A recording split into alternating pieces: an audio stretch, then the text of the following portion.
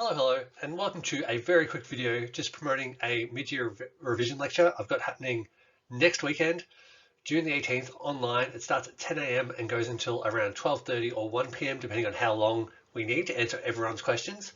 It's $20 and you'll be given a Google Meet link where you can come online and I'll share the presentation. We'll go through all of Unit 3 in detail.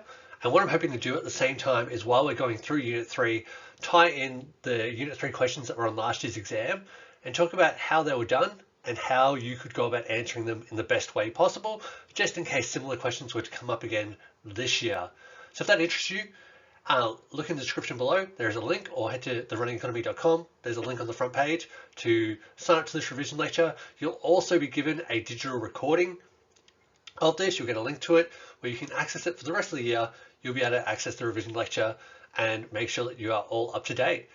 If you're not interested in the revision lecture, might as well make this video of some value to you. So let's talk about the rise in the cash rate to 0.85%, which means that interest rates on average have risen by 0.5% across the state or Australia, and what that means. So obviously they're trying to slow down inflation back into the 2 to 3% on average over time target range.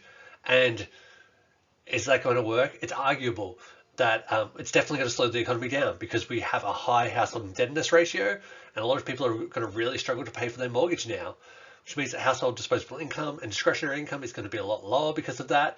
And then also that a lot of people might default to their mortgages, which is likely to increase the supply of housing, bring down housing prices, which is already happening because of the lack of demand for housing because of interest rate rises. So that's a big thing that's happening right now. The interesting thing is a lot of inflation at the moment is being caused by supply side issues, not demand side, which